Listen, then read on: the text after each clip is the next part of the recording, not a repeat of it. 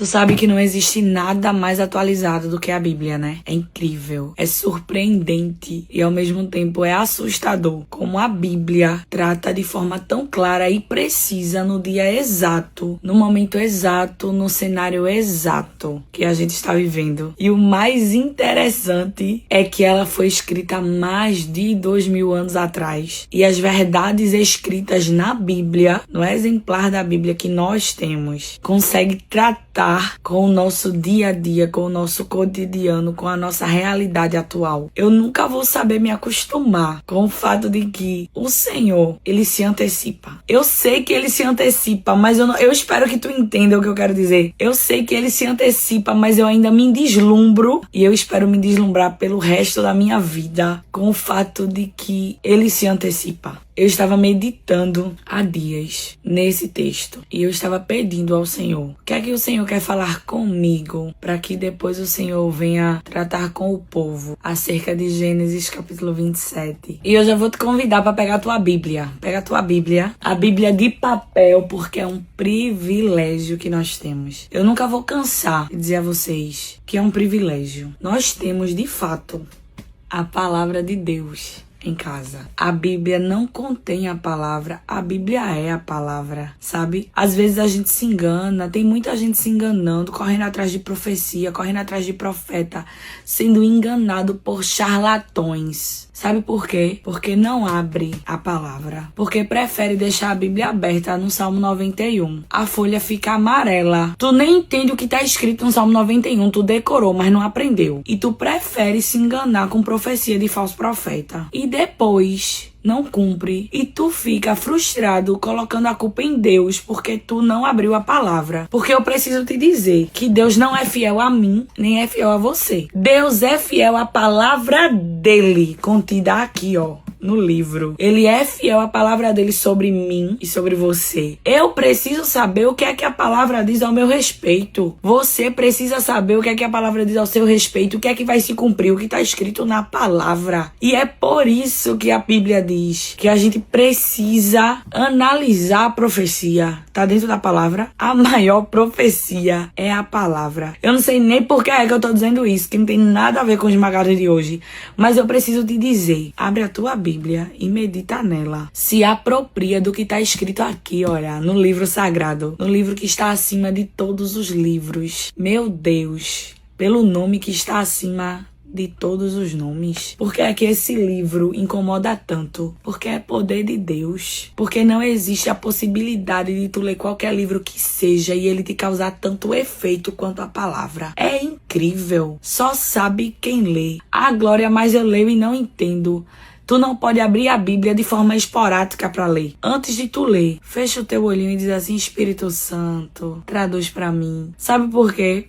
Porque o Espírito Santo, que conhece a mente de Deus e conhece a minha mente, o mesmo Espírito que inspirou todos os escritores da Bíblia Sagrada, o mesmo Espírito que se movia sobre a face das águas, o mesmo Espírito que estava quando o mar foi aberto através de Moisés, o mesmo Espírito que estava quando as águas do Jordão se tornaram em prateleiras, o mesmo Espírito que desceu sobre Jesus quando ele foi batizado por João Batista, o mesmo Espírito que levou Ezequiel lá para o vale de ossos secos, o mesmo Espírito que visitou a Daniel, o mesmo Espírito que estava em toda a Bíblia enquanto tudo acontecia aos olhos humanos. É o mesmo Espírito que está aqui disposto a traduzir pra gente a porção que é pra gente naquele dia. E é por isso que eu te digo que a Bíblia é muito rica.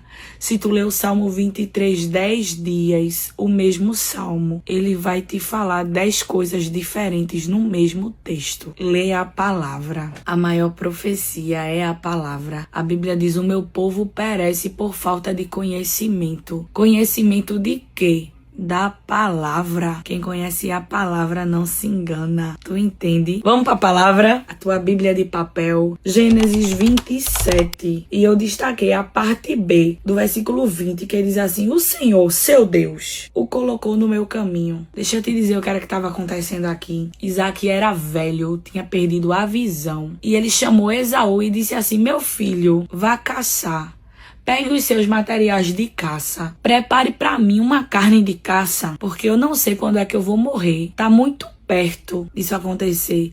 E eu preciso te abençoar com a bênção do filho mais velho. Vai caçar, prepara o meu prato favorito, que a gente viu nos esmagados atrás, em alguns esmagados atrás, que o prato favorito de Isaac era a carne de caça que Esaú fazia. Esaú tinha o xodózinho, sabe? Isaac amava mais Esaú do que Jacó. E apesar de Esaú não valorizar a bênção que tinha sobre ele, não saber o peso da palavra, ter casado com mulheres que causaram desgosto a Isaac e a Rebeca, como está escrito no versículo 34 de Gênesis, capítulo 26, quando Esaú tinha 40 anos, casou-se com 2 mulheres hititas. Isso causou desgosto, desprazer, decepção para os seus pais. Isso não fez com que Isaac o amasse menos. Isaac estava disposto a abençoá-lo. E Rebeca ouviu. No que Rebeca ouviu aquela conversa, Rebeca correu para Jacó. Disse a Jacó o que estava acontecendo e disse a ele: siga exatamente o que eu mandar você fazer. Jacó, que nasceu agarrado no calcanhar do irmão. Tá lembrado, né? Então, Rebeca disse o seguinte: tu vai vestir a roupa de Esaú. Tu vai pegar 2 dos melhores cabritos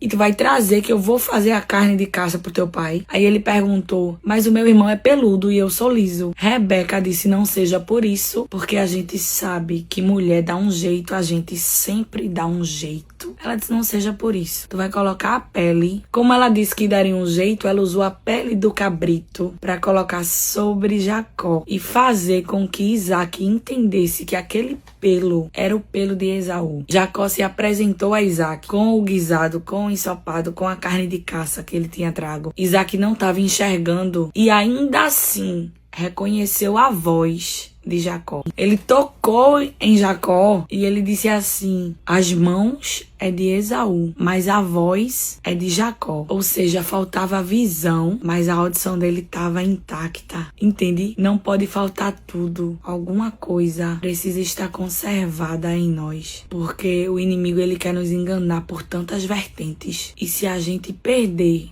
a percepção espiritual, fica tão mais difícil. Isaac foi, sim, ludibriado por Jacó. Mas tu entende o que eu quero dizer? Ele não tinha visão, mas ele tinha audição. O tempo, a velhice, tirou a visão de Isaac, mas a audição, ele conseguiu ouvir a voz e discernir. O toque é de Esaú, mas a voz é de Jacó. Tu sabe que teu pai te conhece. Teu pai conhece a tua voz e não existe a possibilidade dele confundir a tua voz com a voz de ninguém.